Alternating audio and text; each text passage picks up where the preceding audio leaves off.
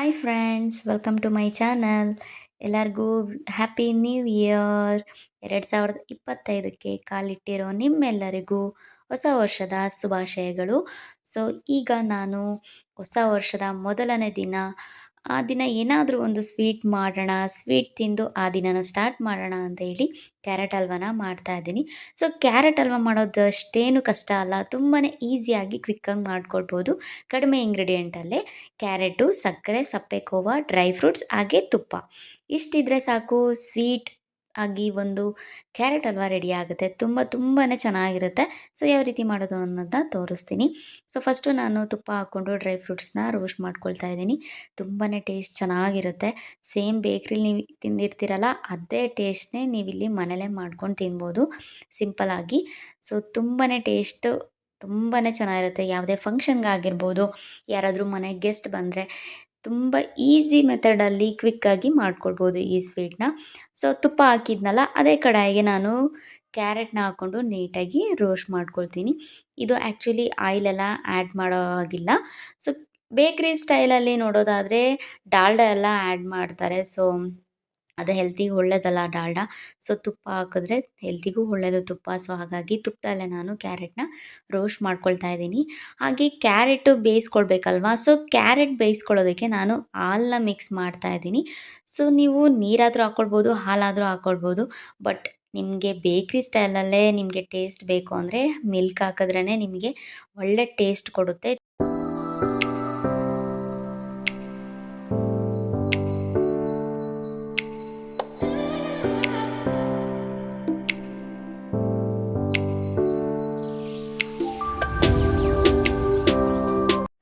ಹಾಲಲ್ಲೇ carrot ಎಲ್ಲ ಬೇಯಿಸ್ಕೊಂಡಾದ್ಮೇಲೆ ನಾನು ಶುಗರ್ನ add ಮಾಡ್ಕೊಳ್ತಾ ಇದ್ದೀನಿ.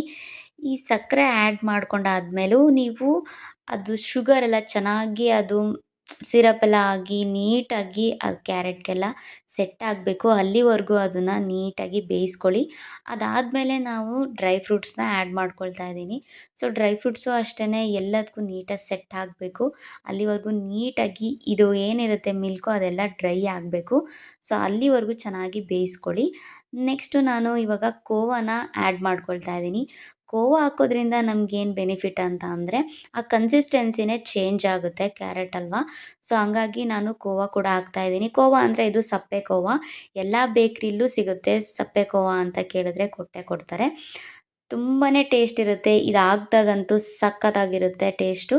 ಸೊ ಇಷ್ಟೇ ಈಸಿಯಾಗಿ ಕ್ಯಾರೆಟ್ ಹಲ್ವಾನ ಮಾಡ್ಕೊಳ್ಬೋದು.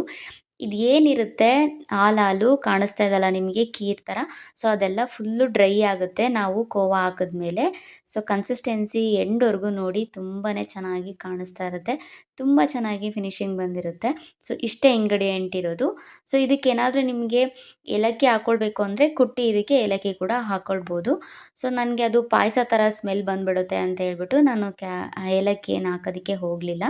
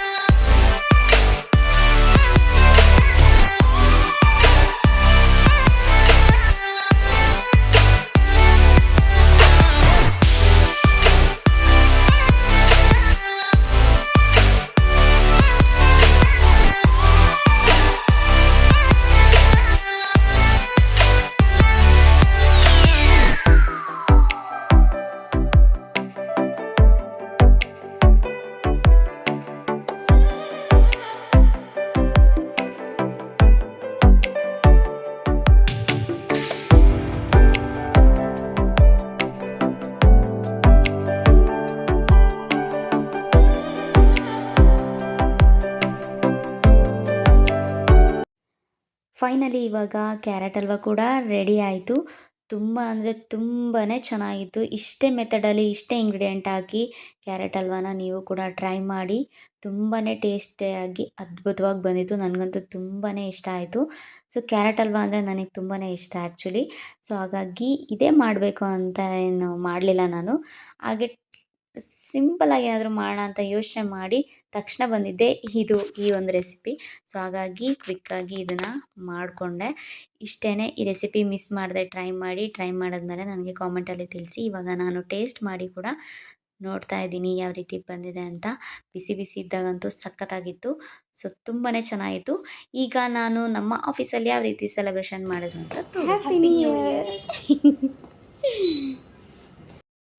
ಕೇಕ್ ಗ್ಯಾಲಕ್ಸಿಲಿ ಕೇಕ್ ತೊಗೊಂಡೋಗೋಣ ಅಂತ ಬಂದಿದ್ವಿ ನಾನು ನನ್ನ ಫ್ರೆಂಡು. ಸೊ ಯಾವ್ಯಾವ ಥರ ಕೇಕ್ ಇತ್ತು ಅಂತ ತೋರಿಸ್ತೀನಿ ಬನ್ನಿ. ಎಲ್ಲ ಫ್ಲೇವರು ಎಲ್ಲನೂ ತುಂಬಾ ಚೆನ್ನಾಗಿತ್ತು. ನಿಮಗೆ ಇದು ನೋಡಿದ ತಕ್ಷಣವೇ ನನಗಂತೂ ಸಖತ್ ಖುಷಿ ಆಯಿತು. ಅದೆಲ್ಲ ನೋಡೋದಕ್ಕೆ ನನಗೆ ತುಂಬಾ ಇಷ್ಟ. ಸೊ ಹಾಗಾಗಿ ಇದೆಲ್ಲ ಹಾಗೆ ಒಂದು ಕ್ಲಿಪ್ಪಿಂಗ್ ತೊಗೊಂಡೆ. ಸೊ ಹಾಗೆ ನೋಡ್ತಾ ಇದ್ದೆ ಯಾವ ಕೇಕ್ ತೊಗೊಳ್ಳೋಣ, ಯಾವ ಫ್ಲೇವರ್ ತೊಗೊಳ್ಳೋಣ ಅಂತ. ಹಾಗೆ ನನ್ನ ಫ್ರೆಂಡ್ ನೀನೇ ಡಿಸೈಡ್ ಮಾಡಿ ನೋಡು, ನಿಂಗೆ ಯಾವ್ದು ಇಷ್ಟ ಆಗುತ್ತೋ ಅಷ್ಟು ತೊಗೋ ಅಂತ ಸೆಲೆಕ್ಟ್ ಮಾಡು ಅಂತ ಬಿಟ್ಟಿದ್ಲು. ಹಾಗೆ ನೋಡ್ತಾ ಇದ್ದೆ ಯಾವ್ದು ತಿನ್ಬೋದು ಏನು ಅಂತ. ಕೆಲವೊಂದು ಎಲ್ಲ ನಾನು ಟೇಸ್ಟ್ ಮಾಡಿದ್ದೆ. ಹಾಗಾಗಿ ಟೇಸ್ಟ್ ಮಾಡದೇ ಇರೋದು ಯಾವುದಿರುತ್ತೆ ಅಂತ ಹೇಳ್ಬಿಟ್ಟು ನಾನು ನೋಡ್ತಾ ಇದ್ದೆ. ಸೊ ಹಾಗೆ ಕೇಳ್ತಾ ಇದ್ದೆ ಇದು ಯಾವ ಫ್ಲೇವರು ಅಂತ. ಸೊ ಹಾಗೆ ನೋಡಿಕೊಂಡೆ ವೀಡಿಯೋ ಮಾಡ್ಕೊಳ್ತಾ ಇದ್ದೆ.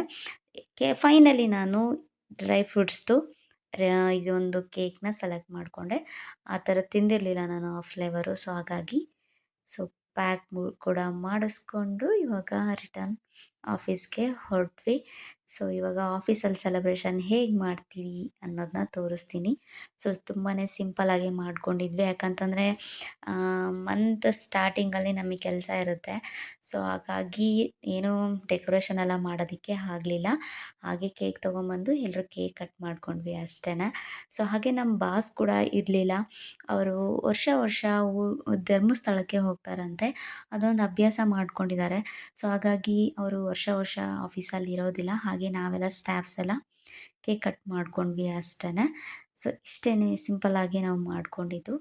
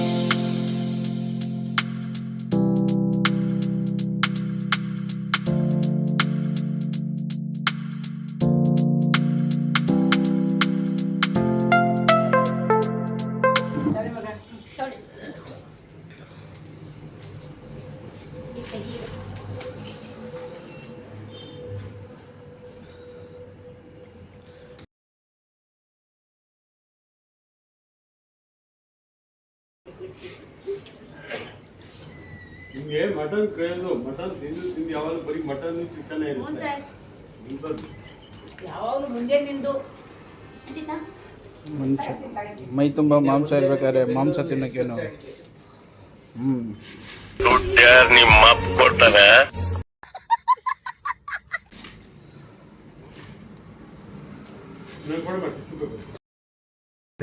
ಇನ್ನೊಂದು ಕೊಡ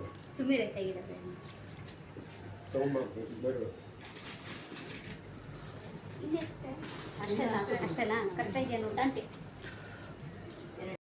ಫೈನಲಿ ಸೆಲೆಬ್ರೇಷನ್ ಎಲ್ಲ ಮುಗೀತು. ಸೊ ಎಲ್ಲರೂ ಕೇಕೆಲ್ಲ ಕಟ್ ಮಾಡಿಕೊಂಡು ತಿಂದ್ವಿ. ಸೊ ಇಷ್ಟ ಆಗಿತ್ತು ನಮ್ಮ ಹೊಸ ವರ್ಷದ ವ್ಲಾಗು. ಸೊ ನಮ್ಮ ಸರ್ರಿ ವಿಡಿಯೋ ಮಾಡೋದಕ್ಕೆ ಕೊಟ್ಟರೆ ಈ ಥರ ಉದ್ದ ಮಾಡಿಬಿಟ್ಟಿದ್ದಾರೆ. ಸೊ ತುಂಬಾ ಚೆನ್ನಾಗಿತ್ತು ಕೇಕು ಕೂಡ. ಸೊ ಹೆವಿಯಾಗಿ ಸ್ವೀಟೆಲ್ಲ ಆ ಥರ ಎಲ್ಲ ಏನೂ ಅನ್ನಿಸ್ಲಿಲ್ಲ ನನಗೆ. ತುಂಬಾ ಕ್ವಾಲಿಟಿಯಾಗಿ ತುಂಬಾ ಚೆನ್ನಾಗಿ ಮಾಡಿದರು. ತುಂಬ ಇಷ್ಟ ಆಯಿತು ಎಲ್ರಿಗೂ. ಓಕೆ, ಇಲ್ಲಿಗೆ ಈ ಒಂದು ವಿಡಿಯೋನ ಎಂಡ್ ಮಾಡ್ತಿದ್ದೀನಿ. ಸೊ ನೀವು ಅಂದ್ಕೊಂಡಿರೋ ಅಂಥದ್ದು ಎಲ್ಲನೂ ಈ ವರ್ಷದಿಂದ ನಡೀಲಿ, ಆರೋಗ್ಯ, ಆಯಸ್ಸು, ಐಶ್ವರ್ಯ ಎಲ್ಲ ಕೊಟ್ಟು ಆ ದೇವ್ರು ನಿಮ್ಮನ್ನ ಕಾಪಾಡಲಿ ಅನ್ನೋದನ್ನ ಬೇಡ್ಕೊಳ್ತೀನಿ.